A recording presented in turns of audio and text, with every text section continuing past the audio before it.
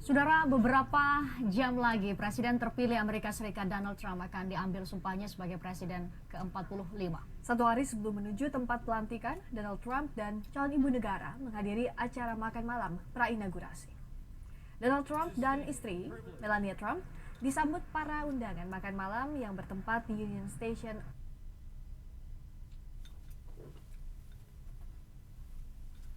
Washington DC.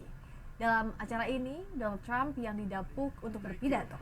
Dalam pidatonya, Trump menjanjikan kepada rakyat Amerika Serikat 4 tahun yang menakjubkan dalam masa kepemimpinannya nanti. Trump juga menyinggung soal pentingnya kebijakan Amerika Serikat di Timur Tengah. I just want to thank everybody. We're going to have 4 incredible years. It's going to be something special. We have in the audience a special person who's worked very hard, who married very well. It's my daughter Ivanka. Where is she?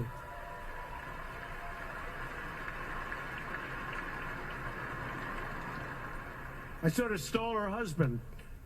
He is so great. If you can't produce peace in the Middle East, nobody can. Okay? All my life, I've been hearing that's the toughest deal in the world to make. Donald Trump, sang miliarder yang mewakili kubu Partai Republik, memenangi pemilu Amerika Serikat melawan Hillary Clinton dari Partai Demokrat. Hasil dari Electoral College atau perwakilan warga yang diraih Donald Trump unggul 84 Electoral College, yakni Trump memperoleh 306 suara wakil dan Hillary Clinton memperoleh 232 suara wakil atau electors. Dalam pidato kemenangannya, Donald Trump berjanji akan menjadi presiden bagi semua kalangan masyarakat Amerika Serikat. To all Republicans and Democrats and independents across this nation, I say it is time for us to come together as one united people. It's time. I pledge to every citizen of our land that I will be president for all Americans, and this is so important to me. Saat ini pagi waktu Amerika Serikat, warga negeri Paman Sam bersiap untuk menantikan pelantikan Donald Trump sebagai Presiden ke-45. Kita pantau situasi jelang pelantikan Donald Trump bersama tim Voice of America, Patsy Widakuswara. Selamat pagi waktu Amerika, Patsy. Saya lihat di belakang Anda pemandangannya sudah ada Capitol Hill yang tentu sudah bersiap untuk pelantikan nanti. Seperti apa persiapan jelang pelantikan Donald Trump ini?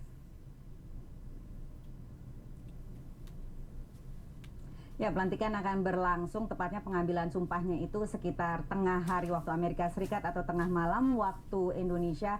Namun acaranya sendiri akan dimulai pukul 9.30, dimulai dengan berbagai hiburan dan kemudian juga pembacaan doa. Kali ini pemuka agama yang akan membacakan doa adalah dari agama Nasrani dan Yahudi. Tidak ada pemimpin agama Muslim seperti yang terjadi pada pelantikan Barack Obama 2009 dan juga 2013. Bukan itu saja yang berbeda kali ini. Kali ini pengamanannya jauh lebih super ketat dibandingkan 2009 dan juga 2013 yang lain. Berbagai aparat dikerahkan, tepatnya 28.000, dan jumlah biaya hanya untuk security saja 100 juta dolar. Nah, ini memang satu pertimbangan khusus ya, terutama mengingat banyaknya gelombang unjuk rasa yang akan hadir di Washington DC. Bukan hanya hari ini, namun juga besok akan digelar Million Women's March yang akan membawa bersama-sama berbagai kelompok demonstran, termasuk juga demonstran yang melakukan unjuk rasanya di berbagai kota lain di Amerika Serikat. Dan juga yang Anda lihat sekarang ini adalah semalam di Washington DC yang sempat terjadi insiden gas air mata, meskipun belum jelas apakah itu dari aparat atau dari demonstran sendiri. Jadi akan seru ini nanti, bagaimana kita lihat beberapa jam lagi. Saya akan setelah bergabung dengan Kompas, saya akan segera bergerak menuju Capitol Hill untuk menyaksikan langsung jalannya pelantikan tersebut, Friska. Patsy, bicara soal gelombang unjuk rasa yang terjadi jelang pelantikan ini, apa yang menjadi latar penolakan warga? Ya, ada beberapa faktor ya. Yang pertama adalah kampanye yang memang sangat divisive. Jadi kampanye itu retorikanya amat sangat negatif dari kedua kubu ya. Namun khususnya dari kubu Donald Trump itu memang banyak sekali retorika yang memojokkan Hillary Clinton. Bukan hanya Hillary Clinton namun juga pemerintahan Barack Obama. Berbagai retorika yang memojokkan minoritas termasuk minoritas Muslim, perempuan, Hispanik itu semua menambah sulitnya kubu Hillary Clinton, pendukung Hillary Clinton untuk menerima Donald Trump. Selain itu juga banyaknya kontroversi pasca Pilpres itu sendiri. Misalnya yang terakhir adalah kesimpulan Lembaga Intelijen Amerika Serikat yang menyatakan bahwa selama Pilpres, intelijen Rusia itu, maksud kami pemerintah Rusia melakukan peretasan terhadap email Partai Demokrat dan juga melakukan kampanye propaganda untuk menjatuhkan Hillary Clinton dan membantu Donald Trump. Tuduhan ini sudah dibantah oleh Donald Trump dan juga pemerintahan Vladimir Putin. Namun kontroversi ini ditambah lagi dengan retorika kampanye yang amat sangat sengit menjadi dua faktor pendorong Donald Trump kurang diterima oleh masyarakat Amerika Serikat.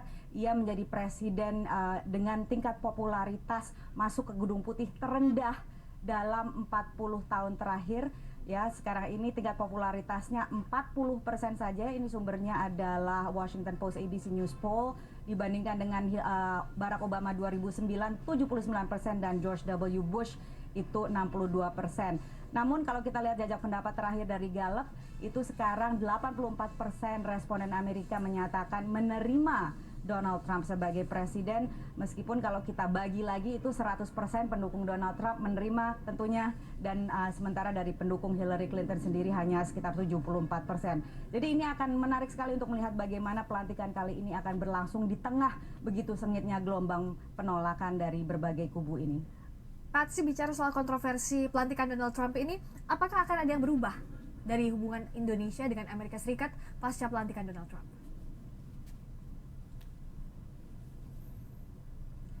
Terakhir kali saya mewawancara Wapres Yusuf Kala itu adalah bulan September 2016, di mana Wapres JK menyatakan siapapun yang menjadi presiden Amerika Serikat, bangsa Indonesia dan bangsa Amerika itu sudah berteman, sudah sahabat dan akan terus menjadi mitra. Meskipun demikian, Wapres JK menyatakan khawatir akan retorika Donald Trump selama masa kampanye yang memojokkan minoritas, khususnya umat Muslim. Namun ada perkembangan yang menurut saya sangat menarik minggu ini, yaitu Menko Urusan Maritim Luhut Panjaitan yang menulis op-ed atau kolom opini di harian Straits Times yang sangat menyanjung Donald Trump, sangat menyambut positif Donald Trump, dan mengatakan bahwa Donald Trump sebagai pengusaha ini nantinya akan tidak ideologis, non-ideologis, dan akan sangat pragmatis, dan hal ini akan membuka kesempatan strategis bagi Indonesia dan hubungan Indonesia dengan RI, karena menurutnya sebagai pengusaha Donald Trump ini tidak akan pilih-pilih klien. Dan selain itu Menko Maritim Luhut juga menyatakan bahwa Donald Trump ini adalah seorang pemimpin populis sama halnya dengan Presiden Jokowi. Jadi nadanya sangat flattering, sangat menyanjung. Menanggapi hal ini sudah ada beberapa respons dari beberapa tokoh, termasuk tokoh Muslim Amerika di Indonesia, yaitu Imam Syamsi Ali yang menyatakan bahwa pandangan ini tidak mempertimbangkan sikap Donald Trump terhadap umat Muslim, khususnya sekarang ini Indonesia sebagai negara berpenduduk Muslim terbesar di dunia harusnya membuat atau menyuarakan opini tersebut, dan apabila Donald Trump tidak mengubah perilakunya terhadap umat Muslim, maka ini bisa menjadi duri dalam daging dalam hubungan Indonesia dan Amerika Serikat. Sementara itu kita juga tahu bahwa dalam pelantikan kali ini ada undangan dari Indonesia, khususnya pengusaha media dan juga politisi Haritanu yang hadir sebagai undangan.